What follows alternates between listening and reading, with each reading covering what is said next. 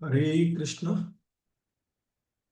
ఈరోజు భగవద్గీత అవగాహనము లెవెల్ 2 క్లాసులకు మీ అందరికీ కూడా ఇస్కాన్ శ్రీ శ్రీ రాధా గోవింద ఆలయం మంగళూరు కర్ణాటక తరఫున స్వాగతం. హరే కృష్ణ.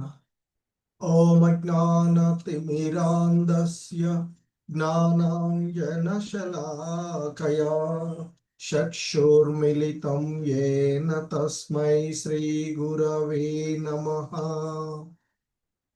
శ్రీ చైతన్య మనోభీష్టం స్థాపితం యేన భూతలే స్వయం రూపః తదా మహ్యం దదాతి స్వపదాంతికం. వందేహం శ్రీగురు శ్రీయుతపదకమలం శ్రీగురూన్ వైష్ణవాంశ. శ్రీరూపం సాగ్రజాతం సహగణ రఘునాథాన్వితం తం సజీవం సాద్వైతం సావధూతం పరిజన సహితం కృష్ణ చైతన్యదేవం శ్రీ రాధా కృష్ణ పాదాన్ సహగణ లలితా శ్రీ విశాఖాన్వితాంశ. నమో ఓం విష్ణుపాదాయ కృష్ణ ప్రేష్టాయ భూతలే శ్రీమతే భక్తి వేదాంత స్వామినితి నామినే. నమస్తే సారస్వతే దేవే గౌరవాణి ప్రచారిణి నిర్విశేష శూన్యవాది పాశ్చాత్య దేశతారిణి. हे कृष्णा करुणा सिंधु दीन बंधु जगत्पते गोपेश गोपिका कांत राधा कांत नमोस्तुते. तप्त कांचन गौरांगी राधे वृंदावनेश्वरी वृषभानुसुते देवी प्रणमामि हरिप्रिये. वाञ्छाकल्पतरुभ्यश्च कृपा सिन्धुभ्य एव च पतितानां पावनेभ्यो वैष्णवेभ्यो नमो नमः. जय श्री कृष्ण चैतन्य प्रभु नित्यानंद श्री अद्वैत गदाधर श्रीवासादि गौर भक्त वृंद. हरे कृष्णा कृष्ण कृष्ण हरे हरे हरे राम राम राम हरे हरे. हरे कृष्ण कृष्ण हरे राम राम राम हरे हरे. हरे कृष्ण. ఈరోజు మనము భగవద్గీత అవగాహనంలో 15వ అధ్యాయమైనటువంటి పురుషోత్తమ యోగము అనేటువంటి ఈ అధ్యాయాన్ని ఇస్కాన్ వ్యవస్థాపక ఆచార్యులైనటువంటి శ్రీల ప్రభుపాదుల వారి యొక్క వివరణ ద్వారా ఈ అధ్యాయాన్ని రోజు మనము అవగాహన చేసుకోవడానికి ప్రయత్నం చేద్దాము.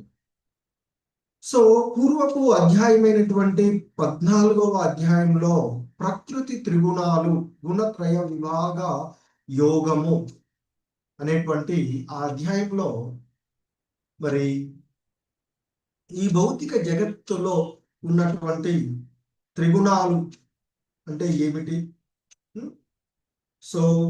మరి అవి ఎట్లా పనిచేస్తాయి, అవి జీవుడిని ఏ విధంగా బంధిస్తూ ఉన్నాయి, అలాగే అవి ఎట్లా ముక్తిని కలగజేస్తాయి అనేటువంటి వాటి నుండి ఎలా బయటపడాలి అనేటువంటి వివిధ అంశాలను శ్రీకృష్ణ భగవానుల వారు అర్జునుడికి, అంటే ఈ భౌతిక జగత్తు నుండి బయటపడేటువంటి ఏ విధమైనటువంటి గుణాల ద్వారా ఎలా ఉంది, వాటి నుండి ఎలా బయటపడాలి, మరి ఆ వివిధ గుణాలలో ఉన్నప్పుడు జీవుడి యొక్క పరిస్థితి ఏమిటి అనేటువంటి అంశాలను ఆయన వివరించినటువంటిది మనము ఆ అధ్యాయంలో చూసినటువంటిది.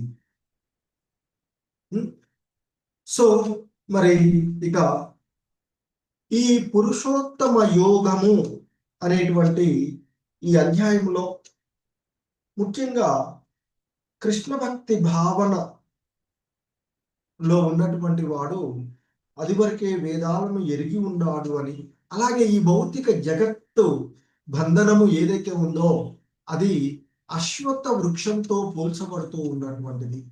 రావి చెట్టుగా చెప్పబడేటువంటి ఒక అశ్వత్థ వృక్షంతో, అలాగే కొన్నిసార్లు దీనిని మర్రి వృక్షంతో కూడా పోలుస్తూ ఉంటారు. ఎందుకంటే ఊడలు పెరుగుతూ అది చెప్తూ ఉంటుంది.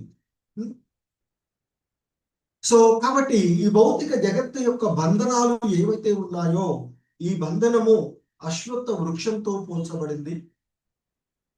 మరి ఈ భౌతిక జగత్తు యొక్క బంధనాలలో చిక్కుకున్నటువంటి వాడికి ఆ అశ్వత్థ వృక్షంలో అంతమే లేకుండా మనకి ఆ ముఖ్యంగా ఆంధ్ర అంటే మన తెలుగు రాష్ట్రాలలో తెలంగాణలో మహబూబ్ నగర్లో పిల్లల మర్రి అని ఉంటుంది.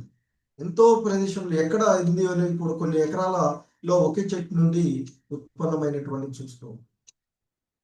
సో ఆ విధంగా మరి ఈ జగత్తు యొక్క బంధనము ని ఆయన తెలియజేస్తూ ఉన్నటువంటిది. అలాగే మరి ఈ బంధనాల నుండి ఎలా బయటపడాలి, ఏ విధంగా ఉండాలి అనేటువంటి మరి పద్ధతి నుండి తప్పుకుని, అంటే ఈ ఈ భౌతిక జగత్తు నుండి బయటపడేటువంటి పద్ధతిని అర్థం చేసుకోవాలి. అందులో ఎన్నో మార్గాలు ఉన్నటువంటివి, కానీ అందులో మనకి భక్తి యోగమే సర్వోత్తమమైనటువంటిది అంటూ ఇంతకు ముందు చెప్పబడినటువంటిది కదా. సో ఈ అధ్యాయంలో మొదటి శ్లోకము ఆయన సాక్షాత్ భగవంతుడు, ఈ అధ్యాయంలోని అన్ని శ్లోకాలు కూడా భగవంతుని చేతి చెప్పబడినటువంటి మొదటి శ్లోకము శ్రీ భగవానువాచ ఊర్ధ్వమూలమదశాకం అశ్వత్థం ప్రాపురవ్యయం ఛందాంసి యస్య పర్ణాని యస్తం వేద సవేదవిత్. సో శ్రీకృష్ణ భగవానుడు అంటూ ఉన్నాడు, ఊర్ధ్వమూలం అధశాకం అశ్వత్థం ప్రాహురవ్యయం. ఊర్ధ్వమూలం అంటే వేళ్ళు పైముఖంగా, మరి అధశాకం వేళ్ళు పైముఖంగా, కొమ్మలు కింది ముఖంగా, వేద మంత్రాలు ఆకులుగా కలిగినటువంటి నశింపు లేనటువంటి ఒక అశ్వత్థ వృక్షము ఉన్నది అని చెప్పబడింది. ఈ వృక్షాన్ని గురించి తెలుసుకున్నటువంటి వాడు మరి వేదాలను ఎరిగినటువంటి వాడు అంటూ చెప్తూ ఉన్నారు కృష్ణ భగవానుల వారు. ఎందుకంటే ఇది నిజమైనటువంటి వృక్షానికి ప్రతిబింబంగా ఉన్నటువంటిది. మరి ఇలా ఉంది అంటే ఇది ఖచ్చితంగా ప్రతిరూపమే. మరి ఈ ఇక్కడ బ్రహ్మ నుండి ప్రారంభమైనటువంటి, అంటే బ్రహ్మమే ఈ భౌతిక వృక్షానికి మూలమని నిరాకారవాదులు భావిస్తూ ఉంటుంటారు అని చెప్తుంటారు. మరి సాధారణంగా ఇది ఈ వేళ్ళు పైముఖంగాను శాఖలు కింది ముఖంగాను మరి ఉన్నటువంటిది ఈ భౌతిక ప్రపంచంలో మనకి అనుభవంలో లేకపోయినప్పటికీ మనం అటువంటి చెట్టుని నీటి కొలను పక్కన చూడవచ్చు. ఒక చెట్టు నీటి ఒడ్డున ఉంది అనుకోండి, గట్టుపైన దాన్ని నీటిలో చూస్తే ఎగ్జాక్ట్ దాని యొక్క ప్రతిబింబము ఈ విధంగానే కనిపిస్తూ ఉంటుంది. సో అంటే ఆ తటము పైన ఉండేటువంటి చెట్టు కొమ్మలు కింది ముఖంగాను వేళ్ళు పైకి గాను ఉన్నట్లు ఆ నీళ్లలో ప్రతిబింబం కనిపిస్తూ ఉంటుంది.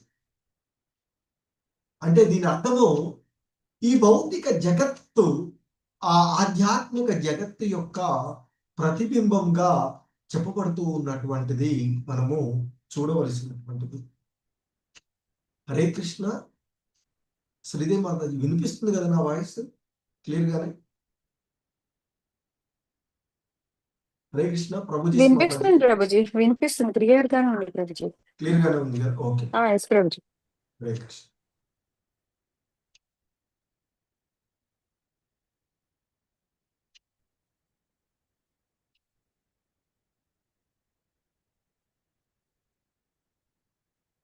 సో మరి ఈ అశ్వత్థ వృక్షము అని చెప్పబడుతూ ఉన్నటువంటిది మరి ఆ ఆధ్యాత్మిక వృక్షం యొక్క ప్రతిబింబము అనేటువంటిది ఇక్కడ మనము తెలుసుకోవాల్సింది. ఇంకా చెప్తున్నారు, అతచోర్ధ్వం ప్రసృతాస్తస్య శాఖా గుణ ప్రవృద్ధా విషయ ప్రవాలాః అదచ్చ మూలాన్యనుసంతతాని కర్మానుబంధీని మనుష్యలోకే. సో ఇంకా చెప్తున్నారు, ఈ వృక్షం యొక్క కొమ్మలు ప్రకృతి యొక్క 3 గుణాల చేత పోషింపబడుతూ కిందికి మరియు పైకి విస్తరించి, దాని యొక్క రెమ్మలేమో ఇంద్రియ విషయాలు అని, ఈ వృక్షపు వేర్లు కింది ముఖంగా కూడా వెళుతూ మానవ సమాజంలోని కామ్యకర్మల చేత బంధింపబడి ఉంటాయి అంటూ చెప్తూ ఉన్నారు. సో ముఖ్యంగా ఈ అశ్వత్థ వృక్షం యొక్క వివరణ మరికొంత ఇక్కడ చెప్తూ ఉన్నాను. దీని యొక్క కొమ్మలు అన్ని దిక్కులా వ్యాపించి ఉంటాయి అనేటువంటిది చెప్పబడుతూ ఉన్నటువంటిది. మరి దాని కింది భాగాలలో నానా రకాలైనటువంటి జీవులు ఉండేటువంటి విషయాన్ని, అలాగే పైన ఉన్నతమైనటువంటి జీవులు, దేవతలు, గంధర్వులు ఉన్నటువంటి వాళ్ళు ఉంటారు. ఎలాగైతే చెట్లు నీళ్ల చేత పోషింపబడుతూ ఉన్నాయో, అలాగే ఈ అశ్వత్థ వృక్షము అనేటువంటిది త్రిగుణాల చేత పోషింపబడుతూ ఉన్నది అని చెప్తూ ఉంటున్నారు. సో ఆ విధంగా మరి ఈ చెట్టు యొక్క రెమ్మలు ఇంద్రియ విషయాలుగా భావించబడుతూ ఉన్నాయి. మరి వివిధ ప్రకృతి గుణాలు వృద్ధి ద్వారా మనము వివిధ ఇంద్రియాలను వృద్ధి చేసుకునేటువంటిది. ఇక ఇంద్రియాల ద్వారా వివిధ రకాలైనటువంటి ఇంద్రియ విషయాలను మనము భోగిస్తూ ఉంటుంటాం. మనకు ఉన్నటువంటి ఈ ఇంద్రియాల ద్వారా వివిధ రకాలైనటువంటి వాటిని మనము భోగిస్తూ ఉండేటువంటిది. అలాగే చెట్టు కొనలు ఆ కళ్ళు, ముక్కులు, చెవుల వంటి ఇంద్రియాలు అని చెప్తుంటారు. అవి వివిధ ఇంద్రియ విషయాలను భోగించడానికి ఆసక్తమై ఉంటాయి. శబ్దము, రూపము, స్పర్శ మొదలైనవి ఇంద్రియ విషయాలే రెమ్మలు అని చెప్తూ ఉంటుంటారు. మరి ఇక ఇష్టాలు, అయిష్టాలు ఏదైతే ఉన్నాయో అవి ఉపమూలాలుగా చెప్తూ ఉంటుంటారు. అవే నానా రకాలైనటువంటి దుఃఖాలు, ఇంద్రియ భోగ ఫలాలను అన్ని దిక్కులకు వ్యాపించేలాగా మరి చేస్తూ ఉంటుంటాయి. అందుకే ధర్మ అధర్మ ప్రవృత్తులు వృద్ధి చెందుతాయి అని భావించబడుతూ ఉంటాయి. సో ఇంకా మనకి చెప్పబడుతూ ఉన్నటువంటి అంశాలలో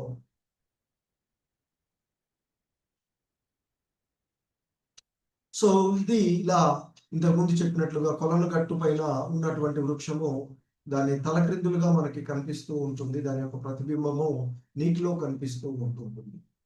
అలాగే ఈ అశ్వత్థ వృక్షంలో వివిధ శాఖల్లో వివిధ రకాలైనటువంటి జీవులు ఒక జన్మ నుండి మరొక జన్మకి ఇలా సాధారణంగా ఉన్నతమైనటువంటిది బ్రహ్మలోకము అత్యున్నత లోకంగా చెప్తాము. ఈ విధంగా గంధర్వులు, దేవతలు, కింపురుషులు, కిన్నెరలు, ఇలా మానవులు మధ్యలో ఇలా జీవులు, ఈ అల్పమైనటువంటి జీవులు అడుగు భాగంలో ఉన్నవిగా చెప్పబడుతూ ఉంటుంటాయి.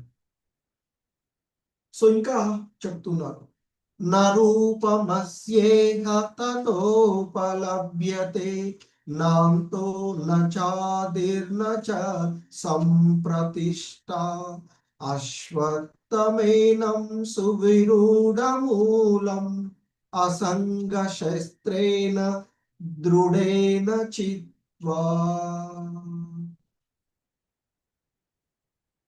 తత పదం తత్పరిమార్గితవ్యం యస్మిన్ గత న నివర్తంతే తంతి భూయః తమేవ చాద్యం పురుషం ప్రపద్యే యత ప్రవృత్తి ప్రసృతా పురాణి. సో ఈ వృక్షం యొక్క నిజ రూపము, ఈ అశ్వత్థ వృక్షం యొక్క నిజ రూపము ఈ లోకంలో ఎవ్వడికీ తెలియదు. దాని ఆది మధ్య అంతము నా అంతో నచాదిర్ని నచం ప్రతిష్ట అంటూ చెప్తున్నారు. దాని యొక్క ఆది మధ్య అంతాలు ఎక్కడ ఉన్నాయి అనేటువంటి విషయము ఈ లోకంలో ఎవడు కూడా తెలుసుకొనలేడు అని చెప్తున్నారు. కానీ సుస్థిరంగా నాటుకుని పోయినటువంటి వేళ్ళు ఊనినటువంటి వేలతో విలసిల్లుతూ ఉన్నటువంటి ఈ వృక్షం ఏదైతే ఉందో, ఈ అశ్వత్థ వృక్షం ఏదైతే ఉందో, దానిని వైరాగ్యము అనేటువంటి అనాసక్తత, ఆసక్తి రహితంగా ఉండే ఆ వైరాగ్యము అనేటువంటి ఖడ్గం చేత ఖండించి వేయాలి అని చెప్తున్నాను. తరువాత అతడు పునర్జన్మ లేకుండా ఆ వృక్షాన్ని ఖండించేసిన తర్వాత మూలం దగ్గరికి వెళ్ళి ఇక పునర్జన్మ లేకుండా చేసేటువంటి పరమపదాన్ని వెతకాలి. ఎవ్వని నుండి సమస్తము ఆరంభమైనదో మరియు ఎవ్వని నుండి అనంతకాలంగా సమస్తము వ్యాపించి ఉన్నదో అట్టి పరమ పురుషుణ్ణి శరణ పొందాలి. ఎందుకంటే ఇక్కడ ముఖ్యంగా మనకి చెప్పబడుతూ ఉన్నటువంటి అంశము, హరే కృష్ణ,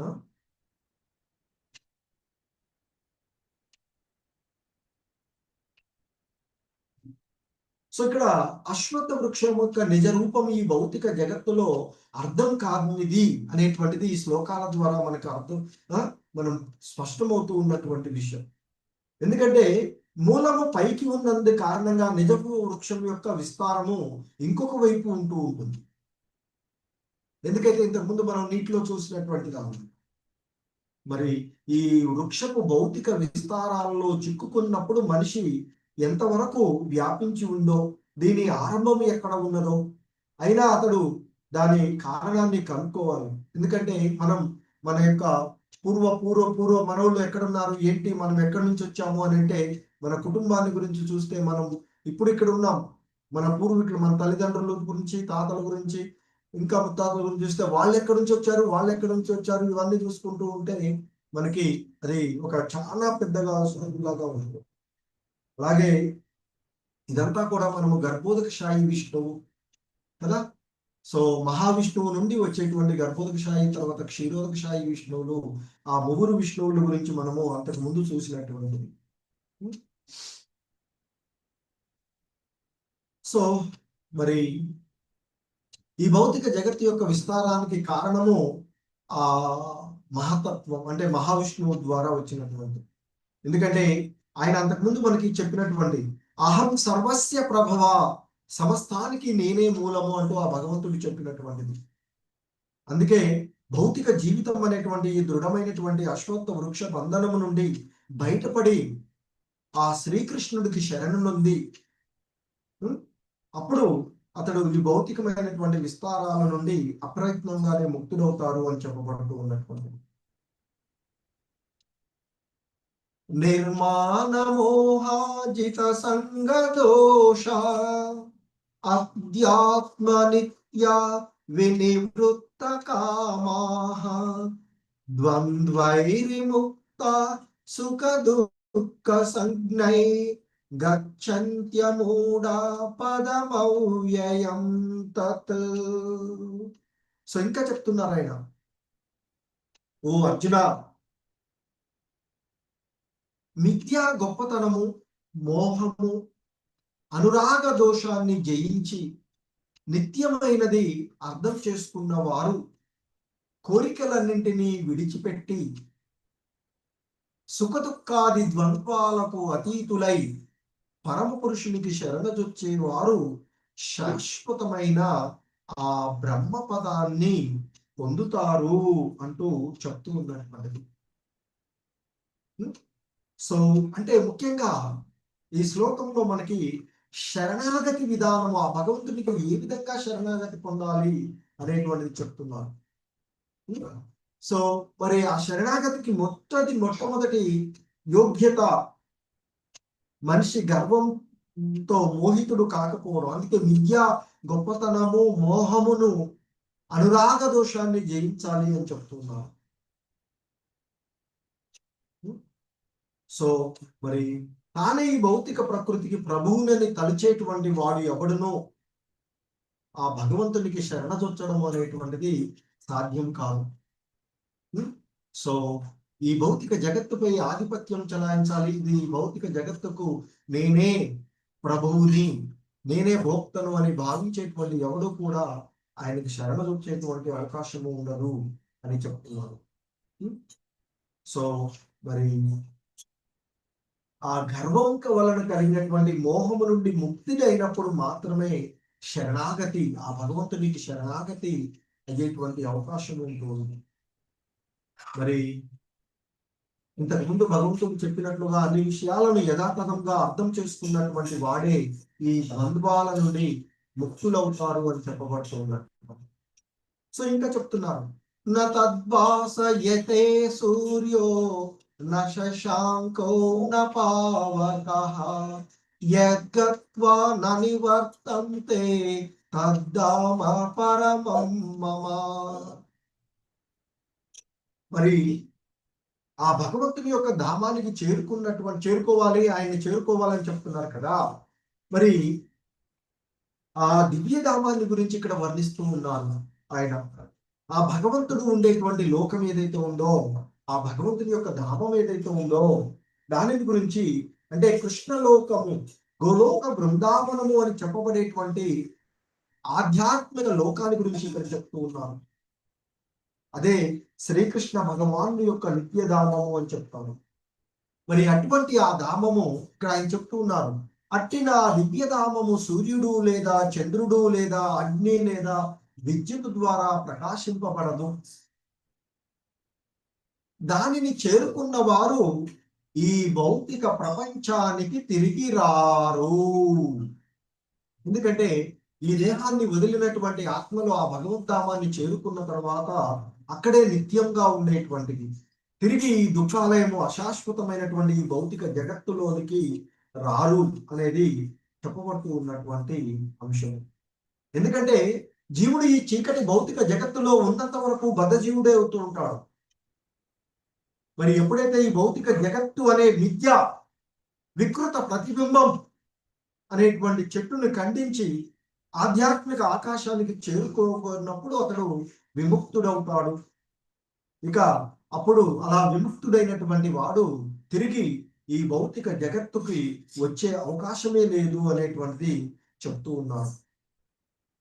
కనుకనే ఆ భగవంతుని యొక్క భక్తియుత సేవలో నిమగ్నం అవ్వాలి. దీనికి మార్గము, ఏకైక మార్గము ఆ కృష్ణ భక్తి భావనే అని చెప్తూ ఉంటుంటారు. సో కృష్ణ భక్తి భావనలో నిమగ్నం అవ్వడం ద్వారా మాత్రమే మనము ఈ భవవందనాల నుండి బయటపడగలము అనేటువంటిది చెప్పబడుతూ ఉన్నటువంటిది.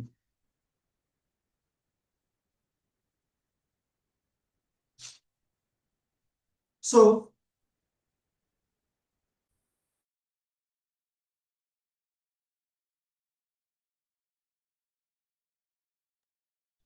హరే కృష్ణ. సో అందుకే ఇక్కడ తద్ధామ పరమము మమ అంటూ చెప్తున్నాను.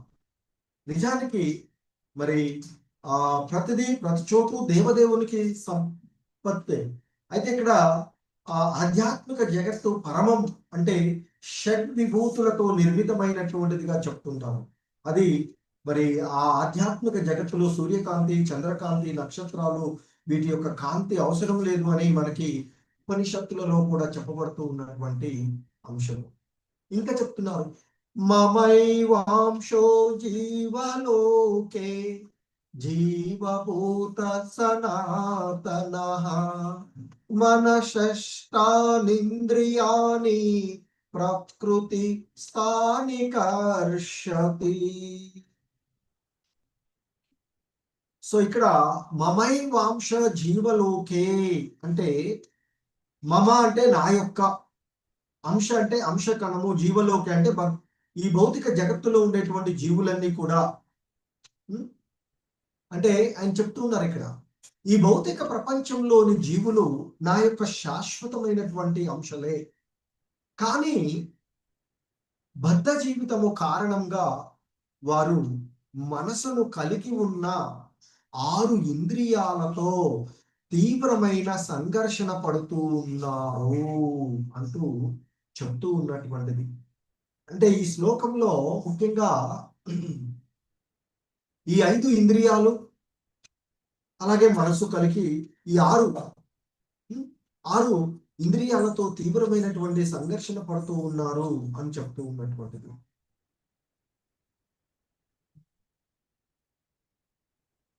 ఇక మరి ఈ శ్లోకంలో జీవుడి యొక్క రూపం అంటే ముఖ్యంగా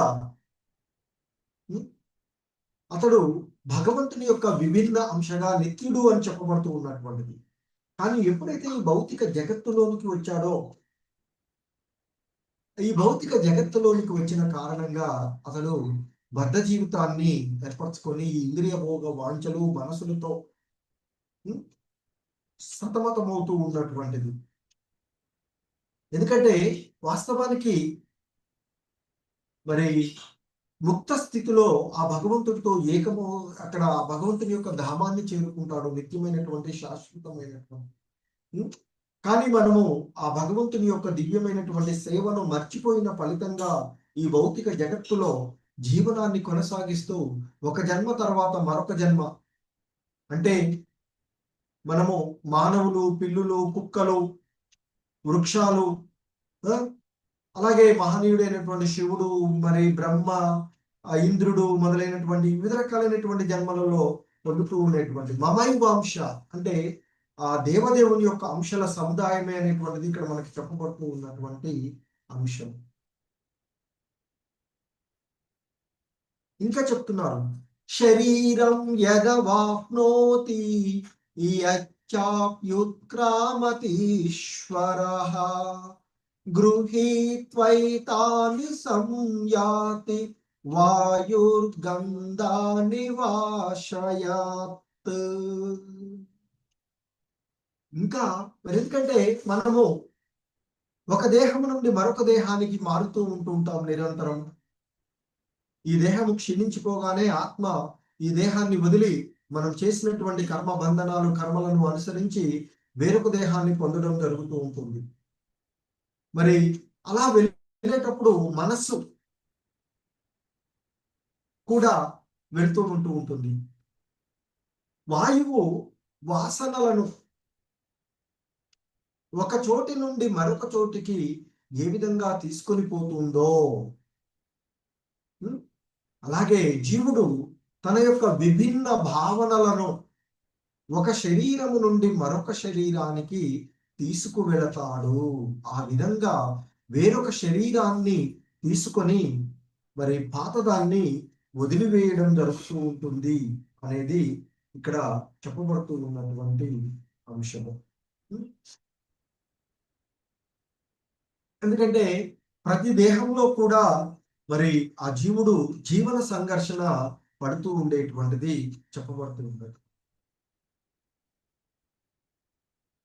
శ్రోత్రం చక్షుస్పర్శనం చ రసనం గ్రాణమేవ చ అధిష్టాయ మనచ్ఛాయం విషయానుపసేవతే. ఇక్కడ శ్రోత్రం అంటే చెవులు, చక్షుష అంటే కళ్ళు, స్పర్శనం స్పర్శ, రసనం నాలుక, గ్రాణ వాసన శక్తి.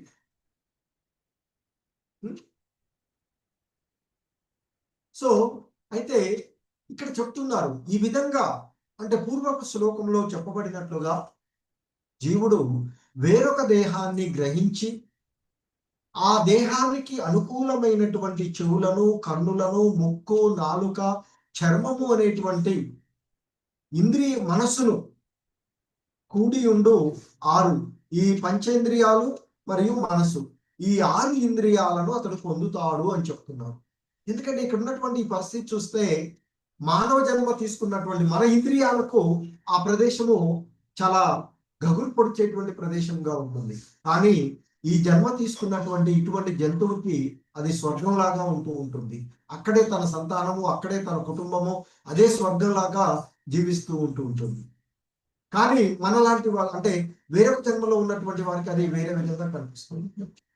సో అందుకే ఇక్కడ చెప్తున్నారు, ఒక దేహాన్ని నుండి అంటే ఈ మనం చేసిన కర్మలను అనుసరించి మనం ఏ దేహాన్ని పొందుతూ ఉన్నామో ఆ దేహానికి అనువైనటువంటి, ఎందుకంటే అక్కడికి వెళ్ళగానే ఆ వాసన చూస్తే మనకి ఎంతో కంపు కొడుతుంది. కానీ అది దానికి అక్కడ వాసన ఎంతో రుచికరంగా దానికి బాగుంటుంది. అలాంటి ప్రదేశం చూడగానే మనకు వామిటింగ్ సెన్సేషన్ వస్తుంది కళ్ళతో చూస్తే.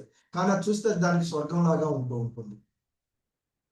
మనకి ఒంటి మీద గింత బురద అంటితే ఎంతో తుడి చేసుకుంటాం. కానీ అది అందులోనే మంచిగా బొర్రుతూ ఉంటూ ఉంటుంది. అలాగే అది తినేటువంటి పదార్థాలు కూడా చూస్తే మనకి ఎలా ఉంటుందో తెలుస్తుంది. ఆ విధంగా ఆ పరిస్థితులను అనుకూలంగా ఆ విధమైనటువంటి వాటిని పొందుతూ ఉన్నాయి అని చెప్తారు. ఉత్క్రామంతం స్థితం వాపి భుంజానం వాయు వాగుణాన్వితం విమూఢానాను పశ్యంతి జ్ఞానచక్షుషః.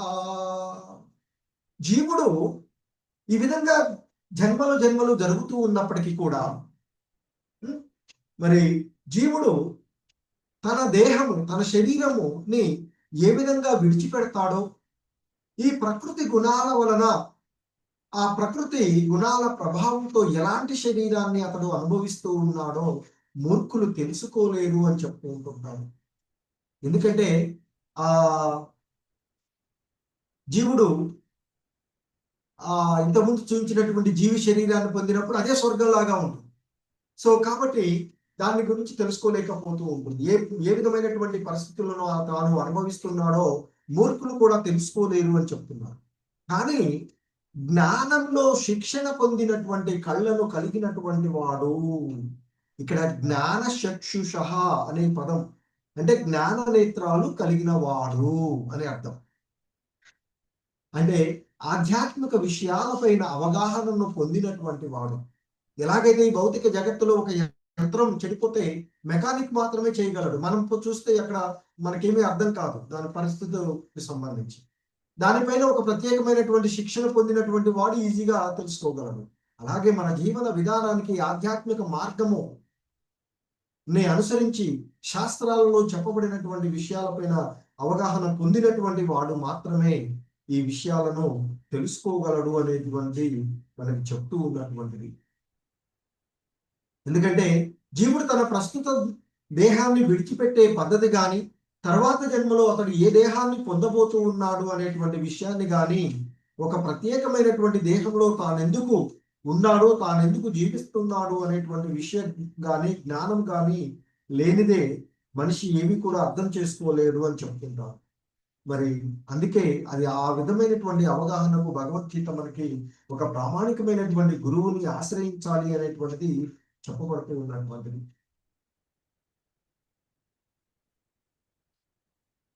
యతంతో యోగినశ్చైనం పశ్యంత్యాత్మన్యవస్థితం యతంతోప్యకృతాత్మానో నైనం పశ్యంత్యచేతసః. సో ఇంకా చెప్తున్నారు ఆయన, ఆత్మానుభూతిలో నెలకొన్నటువంటి యోగులు దీనినంతా స్పష్టంగా చూడగలరు. కానీ మనసు అభివృద్ధి చెందని మరియు ఆత్మానుభూతిలో నెలకొనని వారు ప్రయత్నించినను ఏమి జరుగుతుందో వారు తెలుసుకోలేరు అనేటువంటిది ఇక్కడ చెప్పబడుతూ ఉన్నటువంటి అంశం. హరే కృష్ణ. సో ముఖ్యంగా ఆధ్యాత్మిక అనుభూతి మార్గంలో అనేక మంది యోగులు ఉంటారు అనేటువంటిది మనకి చెప్పబడుతూ ఉన్నటువంటి, కానీ ఆత్మానుభూతిలో నెలకొనని వాడు, జీవుని దేహంలో ఏ విధంగా మార్పులు జరుగుతూ ఉన్నాయో మరి అతడు చూడలేడు అని చెప్తారు. అందుకే ఇక్కడ మనకి యోగినః అంటూ చెప్పబడింది. అచ్చైనం యోగి అంటే యోగినః అనే పదం అంటే ఈ నామమాత్ర యోగులు, అనేక మంది నామమాత్ర యోగులుగా ఉన్నటువంటి వాళ్ళు మరి ఆత్మానుభూతి విషయంలో నిజంగా వాళ్ళు అందులుగానే చెప్పబడుతూ ఉన్నాయి. అందుకే వారు సరైనటువంటి విషయాన్ని ఏం జరుగుతుందో ఎంత ప్రయత్నించినా కూడా వాళ్ళు ఆత్మానుభూతి లేనిదే అంటే ఆధ్యాత్మిక అనుభూతి లేనటువంటి వాళ్ళు ఈ విషయాలు ఏవి కూడా తెలుసుకోలేరు అనేటువంటిది చెప్పబడుతూ ఉన్నటువంటిది. సో ఇంకా చెప్తూ ఉన్నారు ఆయన, యదాదిత్యగతం తేజో జగద్వాసయతే అఖిలం యచ్చంద్రమసి యాచాగ్నౌ తత్తేజో విద్ధి మామకం. ఈ మొత్తం ప్రపంచంలోని చీకటిని చెదరగొట్టేటువంటి సూర్యుని తేజస్సు నా నుండే వస్తుంది. చంద్రుని వైభవము మరియు అగ్ని తేజస్సు కూడా నా నుండే కలుగుతూ ఉన్నాయి అని ఆ భగవంతుడు ఇక్కడ చెప్తూ ఉన్నటువంటిది. యదాదిత్యగతం తేజో జగద్వాసయతే కిలం యచ్చంద్రమసి యచ్చాగ్నౌ తత్తేజో విద్ధి పామకం. సో ఇక్కడ ఆ మామకం అంటే నా నుండి అంటే ఈ మొత్తం ప్రపంచంలోని చీకటిని చెదరగొట్టేటువంటి సూర్యుని తేజస్సు అంటే సూర్యుడు ఆ భగవంతుడి నుండే తేజస్సును పొందుతూ ఉన్నాడు అనేటువంటిది మనకి ఇక్కడ చెప్పబడుతూ ఉన్నటువంటిది. అలాగే చంద్రుడి యొక్క వైభవం కూడా ఆ భగవంతుడి నుండే, అగ్ని తేజస్సు అవన్నీ కూడా భగవంతుడి నుండే కలుగుతూ ఉన్నాయి అనేటువంటిది. అంటే సూర్యకాంతి, చంద్రకాంతి, విద్యుత్ కాంతి లేదా అగ్ని తేజము అన్నీ కూడా ఆ భగవంతుడి నుండే వస్తూ ఉన్నాయి అనేటువంటి విషయాన్ని మనము అర్థం చేసుకోవాలి. ఈ శ్లోకం ద్వారా చెప్పబడుతుంది. అంటే మరి కృష్ణ భక్తి భావన ఆరంభంలో బద్ధజీవునికి ఈ భౌతిక జగత్తు ఎంతో పురోగతి కలుగుతూ ఉంటుంది అని చెప్తుంటారు. జీవులు ముఖ్యంగా భగవంతుని యొక్క అంశాలు, వారు ఏ విధంగా భగవద్ధామానికి తిరిగి రాగలగడో భగవంతుడు ఇక్కడ చెప్తూ ఉన్నటువంటి విషయం. సో మరి ఆ భగవంతుడు అనుగ్రహం లేనిదే మరి సూర్యుడు లేదా ఆ చంద్రుడు లేడు అనేటువంటిది ఇక్కడ మనము, అగ్ని కూడా లేదు. మరి ఇక సూర్య చంద్రులు అగ్ని సహాయం లేకపోతే ఎవడు కూడా మనము ఈ భౌతిక జగత్తులో జీవించలేనటువంటి పరిస్థితి.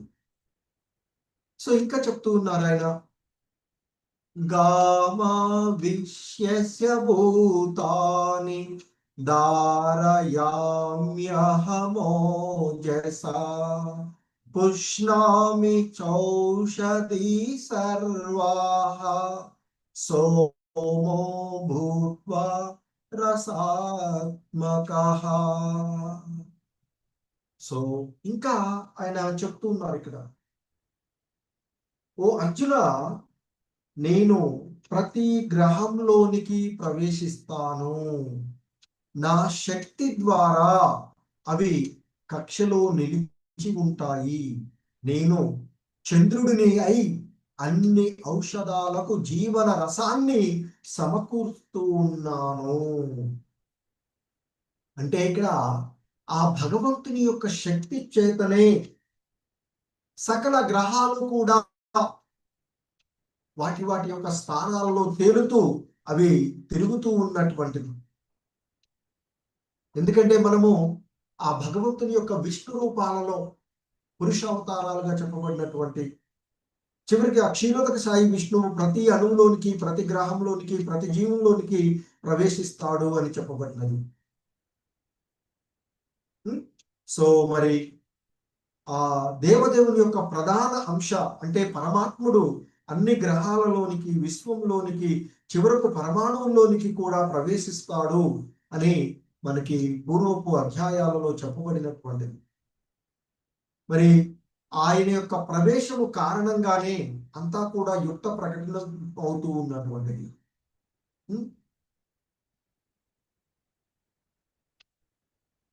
సో ఎలాగైతే ఆత్మ ఉన్నప్పుడు మనిషి నీళ్ళ మీద తేలగలుగుతాడు,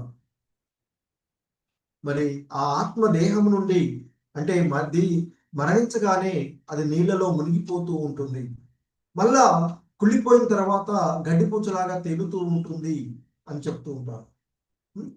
సో మరి గ్రహాలన్నీ కూడా అంతరిక్షంలో తేలుతూ ఉన్నాయి. వాటిలో భగవంతుని పరమశక్తి ప్రవేశమే దానికి కారణము అనేటువంటిది ఇక్కడ చెప్పబడుతూ ఉన్నటువంటిది. అలాగే మరి భగవంతుడు సమస్తమును సమకూరుస్తున్న కారణంగానే మానవ సంఘము పనిచేస్తూ ఉన్నటువంటిది. సుఖంగా జీవిస్తూ ఆహారాన్ని తినగలగడము లేదా మరి అలా లేకపోతే మానవులు బతికేవారే కాదు. రసాత్మకం అనే పదం చాలా ప్రధానమైనది చెప్పు. చంద్రుని స్వభావం ద్వారానే సమస్తము రుచికరమవుతుంది అని చెప్తూ ఉంటుంటారు.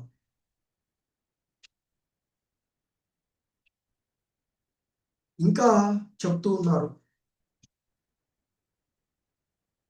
అహం వైశ్వనరో భూత్వా ప్రాణినాం దేహమాశ్రితాః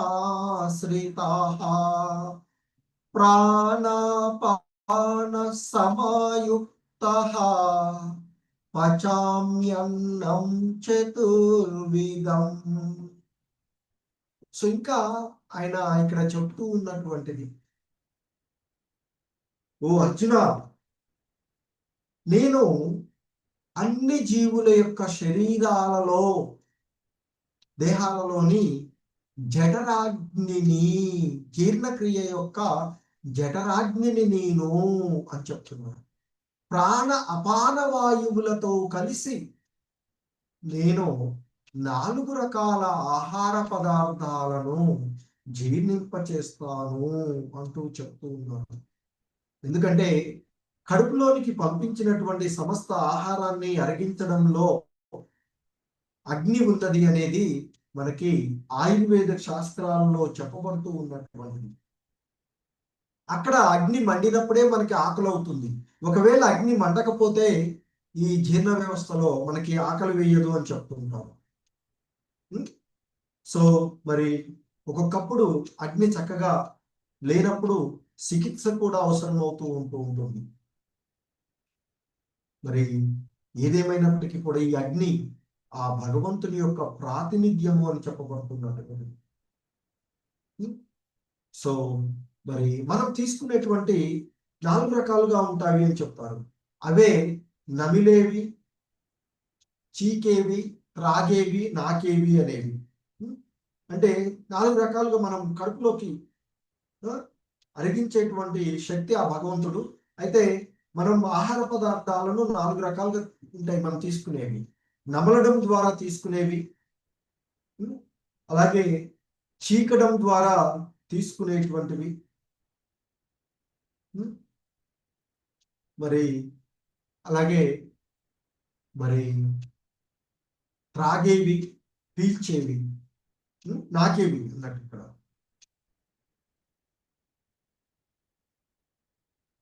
ఇంకా చెప్తున్నారు,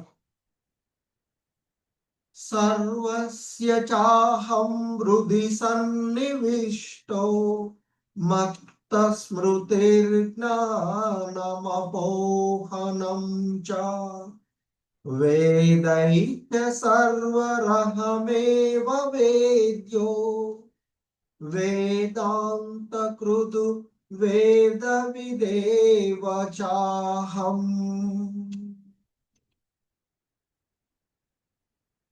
సో ఇంకా చెప్తున్నారు కృష్ణ భగవానుల వారు, సర్వస్య చాహం, సర్వస్య అంటే సకల జీవుల యొక్క, చా అహం నేనే, అహం అంటే నేను, హృది సన్నివిష్టో అంటే హృదయంలో నెలకొని ఉన్నవాడిని.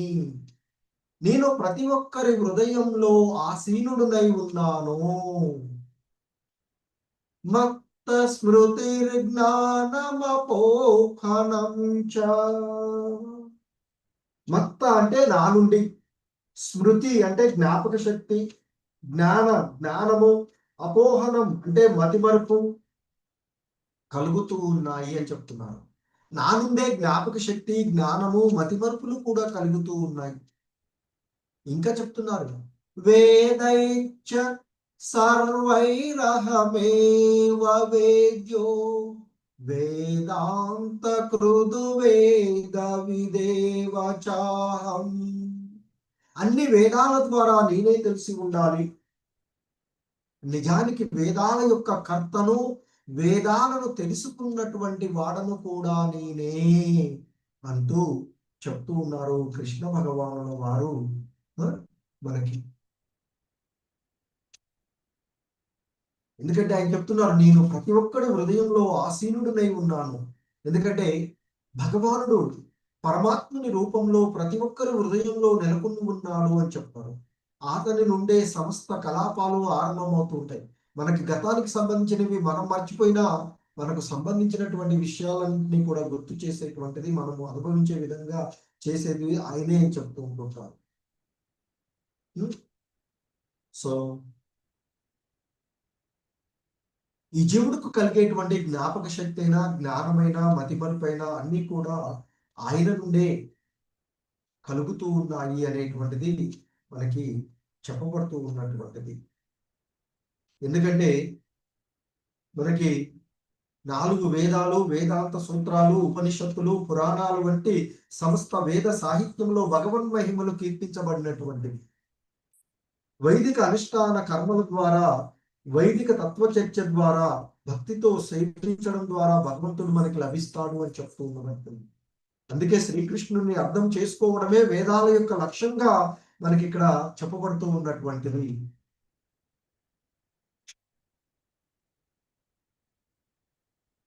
ద్వావిమౌ పురుషౌ లోకే క్షరచాక్షర ఏవ చ.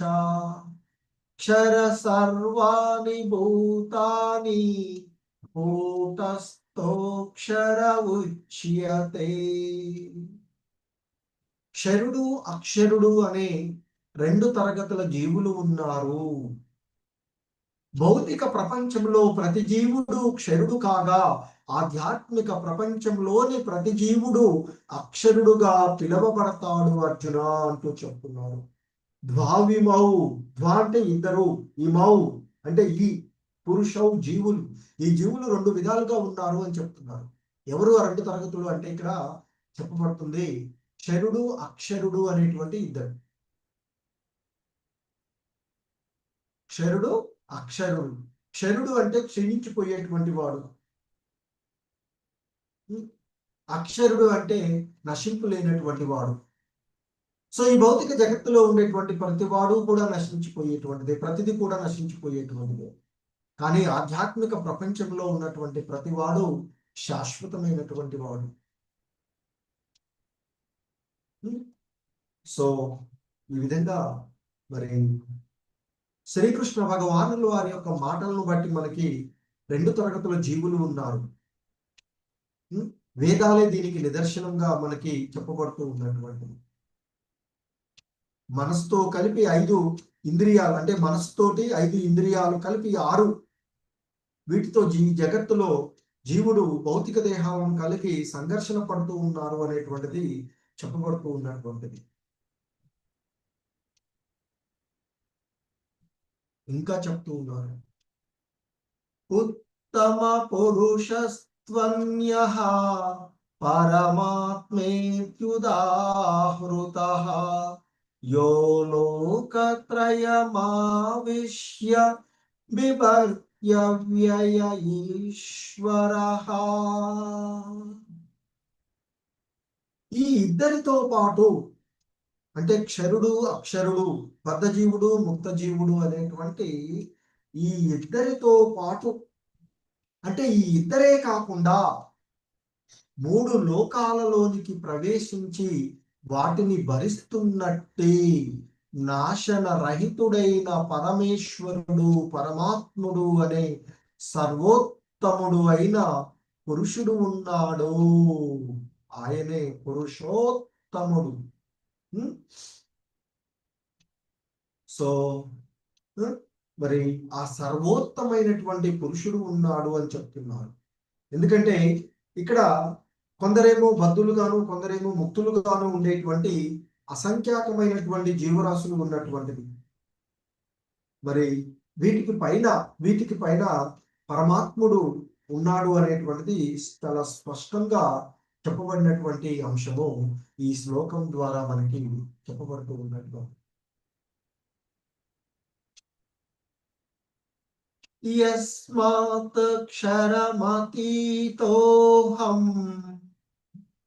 అక్షరాదపి చోత్తమః అతోస్మి లోకే వేదే చ ప్రతిత పురుషోత్తమః.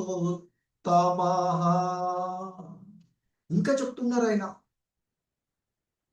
ఓ అర్జున, క్షరుడు అక్షరుడు, క్షరుడు అంటే నశింపు చెందేటువంటి వాడు, అక్షరుడు అంటే నశింపు లేనటువంటి వాడు,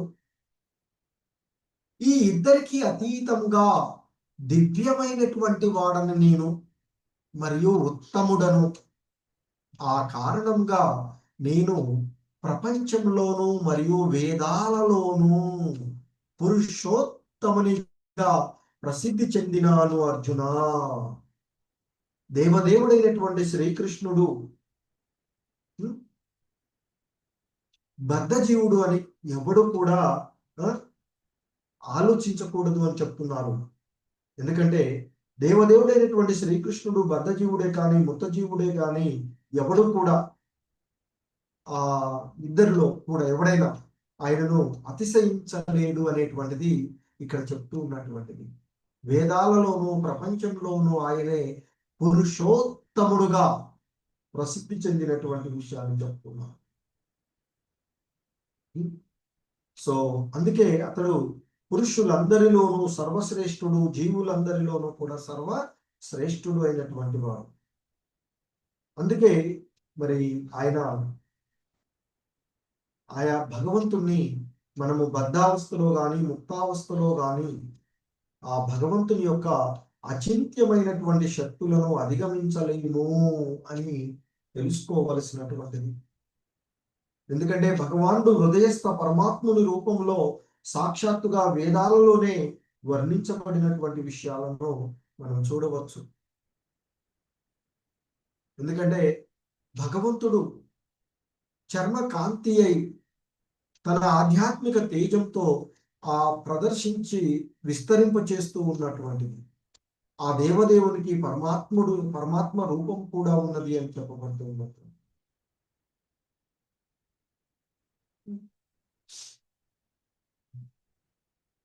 సో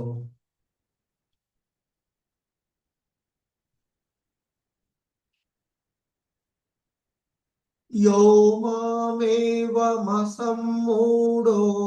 జానాతి పురుషోత్తమం స సర్వవిద్భజతి మాం సర్వభావేన భారత.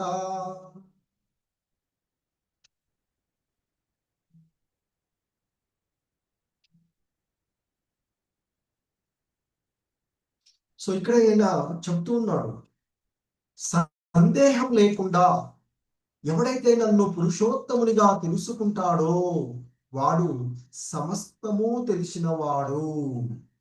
అదే కదా, భగవంతుని తెలుసుకోవడమే వేద జ్ఞానం యొక్క ఉద్దేశం. మరి ఆ విధంగా భగవంతుని తెలుసుకున్నాడంటే వేదాల యొక్క సారమంతా కూడా అతను గ్రహించినట్టే. అందుకే వాడు సమస్తము తెలిసినవాడు అని చెప్పు. ఓ భరతవంశీయుడా, అందువల్ల అతను నా యొక్క పూర్తి భక్తి సేవలో నిమగ్నమై ఉంటాడు. ఎందుకంటే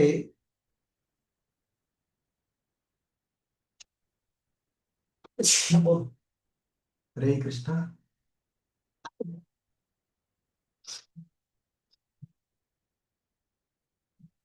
ఉం? జీవుల యొక్క సహజ స్థితి, పరతత్వం యొక్క సహజ స్థితిని గురించి పలు తాత్వికమైనటువంటి కల్పనలు ఉన్నటువంటివి. మరి ఇప్పుడు ఈ శ్లోకంలో శ్రీకృష్ణుడు తనను భగవంతునిగా తెలిసినట్టు ఎవడైనా నిజానికి సమస్తాన్ని ఎరిగినటువంటి వాడే అని స్పష్టంగా తెలియజేస్తున్నారు. పరిపూర్ణ జ్ఞాత పరతత్వమును గురించి కల్పన చేస్తూ పోయినప్పటికీ పరిపూర్ణ మరి ఆ విలువైనటువంటి ఆ జ్ఞాత కాలాన్ని వృధా చేయకుండా నేరుగా కృష్ణ భక్తి భావనలోనే, అంటే భగవద్భక్తిలో నెలకొంటాడు. మరి భగవద్గీత అంతటా కూడా ఈ యథా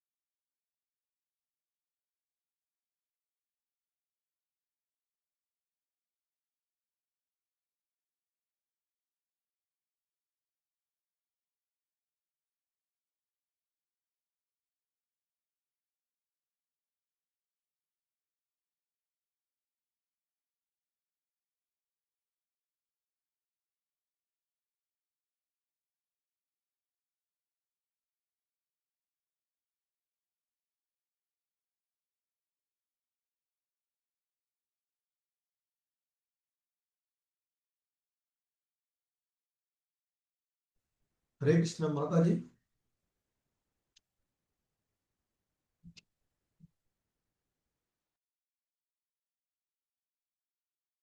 శ్రీదేవి మాతాజీ.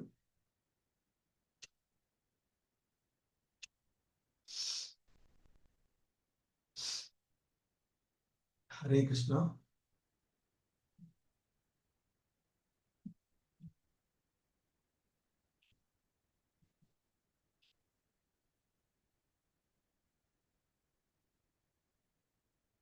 సో హరే కృష్ణ ప్రభుజీ మాతాజీ. ఈ 19th శ్లోకం మీకు వినిపించింది కదా?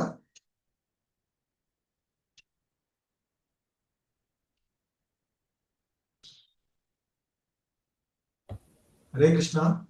లేదు ప్రభుజీ.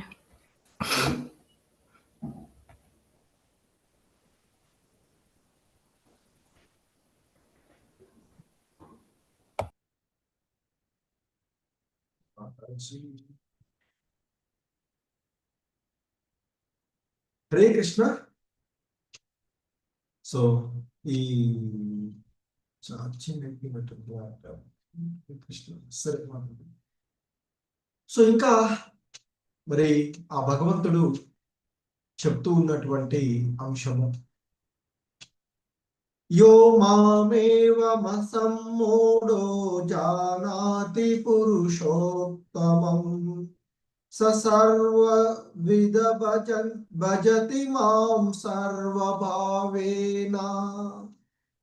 సో సంశయం లేకుండా నన్ను పురుషోత్తమునిగా తెలుసుకుని సమస్తమును ఎరిగిన వాడు, ఓ భర్తవంశీయుడా, అతడు నా పూర్ణమైనటువంటి భక్తియుత సేవలో నెలకొంటాడు అంటూ చెప్తున్నాను. ఎవరైతే ఆ భగవంతుణ్ణి, అంటే జీవుల యొక్క సహజ స్థితి, పరమాత్ముని యొక్క ఆ పరమాత్మ యొక్క సహజమైనటువంటి స్థితిని గురించి మరి అనేకమైనటువంటి కల్పనలు ఉన్నటువంటివి. వాటిలో ఆ కృష్ణుడు భగవంతునిగా తెలుసుకున్నటువంటి ఎవడైనా నిజానికి సమస్తము ఎరిగినటువంటి వాడే అని చెప్తున్నారు. అలా సమస్తము ఎరిగినటువంటి వాడు ఆయన యొక్క భక్తియుతమైనటువంటి సేవలో నెలకొంటాడు అనేటువంటి చెప్తున్నారు. ఎందుకంటే ఈ శ్లోకంలో భవతి అనేటువంటి పదము చాలా ప్రధానమైనదిగా చెప్తుంటారు. భజతి అనేటువంటి పదం ఏంటంటే అది భగవంతుని యొక్క సేవా సంబంధంలో చెప్పబడినటువంటిది. హరే కృష్ణ. అలాగే ఈ అధ్యాయం యొక్క చివరి శ్లోకంలో ఈ విధంగా ఆయన చెప్తూ ఉన్నటువంటి హరే కృష్ణ. శ్రీదేవి మాతాజీ. హరే కృష్ణ ప్రభుజీ. మాతాజీ నాకు హోస్ట్ ఇవ్వండి, మధ్యలో ల్యాప్టాప్ స్విచ్ ఆఫ్. ఓకే.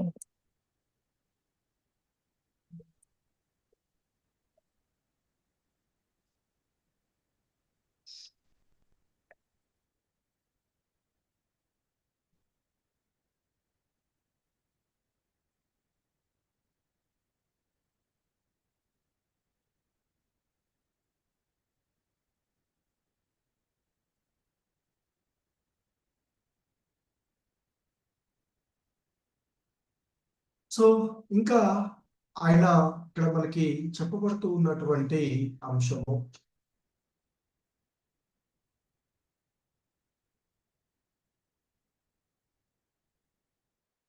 ఇతి గుహ్యతమం శాస్త్రం ఇదముక్తం మయా నఘా ఏతద్ బుద్ధ్వా బుద్ధిమాన్ స్యాత్ కృతకృత్యచ్చ భారత. ఓ పాపరహితుడవైన అర్జున, మయా అనగా అంటున్నారు. ఓ పాపరహితుడవైన అర్జున, వేద శాస్త్రాలలో చాలా రహస్యమైనటువంటి భాగము ఇప్పుడు నా ద్వారా నీకు వెల్లడి అయినది. అంటే ఇదే ఆ కృష్ణ భగవానుల వారు ఈ అధ్యాయంలో ఏవైతే అంశాలను వివరించారో ఇవే సమస్త శాస్త్రాల యొక్క సారము అని ఆ భగవంతుడు ఇక్కడ స్పష్టంగా వివరిస్తూ ఉన్నటువంటిది. మరి ఆ దేవదేవుడి చేత ఇవ్వబడినటువంటి ఈ విషయాలనే మనిషి అర్థం చేసుకోవాలి అని చెప్తున్నారు. అందుకే ఆయన వేద శాస్త్రాలలో అత్యంత రహస్యమైనటువంటి భాగము ఇక్కడ అంటే ఇప్పుడు నా చేత నీకు వెల్లడి చేయబడింది అర్జున, దీన్ని అర్థం చేసుకున్నవాడు ఎవడైనా బుద్ధిమంతుడవుతాడు. మరి అటువంటి వాడి యొక్క ప్రయత్నాలు పరిపూర్ణతను పొందుతాయి అంటూ చెప్పబడుతూ ఉన్నటువంటిది. ఎందుకంటే ఎప్పుడైతే అతను ఆ విధంగా బుద్ధిమంతుడు అవుతాడో ఆ బుద్ధిమంతుడు దివ్య జ్ఞానంలో పరిపూర్ణుడు అవుతాడు అని చెప్తారు. మరి ఇక అటువంటి ఆ దివ్య జ్ఞానంలో పరిపూర్ణుడు అయినటువంటి వాడు దేవదేవుని యొక్క తత్వాన్ని అర్థం చేసుకొని అతని దివ్యమైనటువంటి సేవలో నెలకొనడం ద్వారా ఈ ప్రకృతి యొక్క త్రిగుణాల యొక్క సమస్తమైనటువంటి కల్మషాల నుండి ముక్తుడవుతాడు. ఇటువంటి ఈ ఆధ్యాత్మిక అవగాహనే భక్తియుత సేవ అని చెప్పబడుతుంది. ఎక్కడ భక్తి ఉంటే అక్కడ భౌతిక కల్మషాలు ఉండేటువంటిది ఉండదు. ఎక్కడ వెలుతురు ఉంటే అక్కడ చీకటి ఉండదు. ఎక్కడ కృష్ణ భగవానుడు ఉంటే అక్కడ అజ్ఞానము ఉండదు. మరి ఆ భగవంతుణ్ణి ఆశ్రయిస్తే, ఎందుకంటే భగవత్ శక్తి స్వయంగా భగవానుడు రెండు కూడా సమానమే అని చెప్పబడుతూ ఉండేటువంటి. సో కాబట్టి మరి రెండు విషయాలు అంటే ఆధ్యాత్మికమైనవి అంటే ఇక్కడ ఇది భగవత్ భక్తి అలాగే భగవంతుడు రెండు కూడా సమానమే చెప్తున్నాను. భక్తియుత సేవ ఆ దేవదేవుని యొక్క ఆంతరింగిక శక్తి ఆధ్వర్యంలో జరుగుతూ ఉంటుంది. అందుకే భగవంతుడు సూర్యుడిగా చెప్పబడితే అజ్ఞానం చీకటి వంటిది అని చెప్తారు. ఎక్కడ సూర్యుడు ఉంటే అక్కడ చీకటి అనే ప్రశ్నే ఉండదు. అందుకే ప్రామాణిక గురుదేవుని యొక్క సరి అయినటువంటి నిర్దేశనలో భక్తియుత సేవలో నిమగ్నం ఉన్న చోట అజ్ఞానం అనేటువంటి ప్రశ్నయే ఉండదు అని చెప్తూ ఉన్నారు. అందుకే విశుద్ధ భక్తుల యొక్క సాంగత్వంలో పూర్ణ కృష్ణ భక్తి భావనలో మనిషి భక్తి యోగాన్ని నశింప చేయవలసినటువంటి విషయాలు కొన్ని ఉంటాయి అని చెప్తారు. వాటిలో హృదయ దౌర్బల్యాన్ని దాటడము, మరి ప్రకృతిపై ఆధిపత్యము చలాయించాలనేటువంటి కోరికను వదిలివేయడము, మరి ఆ విధంగా ఆ భగవంతుని యొక్క దివ్యమైనటువంటి గుణాలను పొంది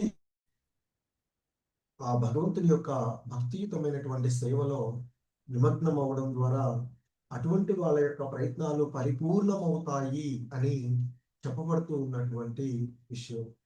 హరే కృష్ణ. హరే కృష్ణ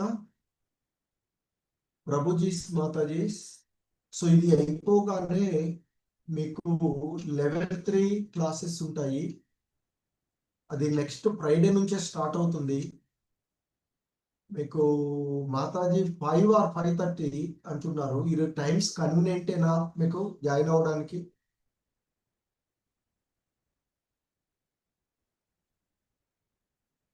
నాకు ఇవి కంప్లీట్ చేయండి మాతాజీ. పర్వాలేదు ప్రభుజీ టైమింగ్స్.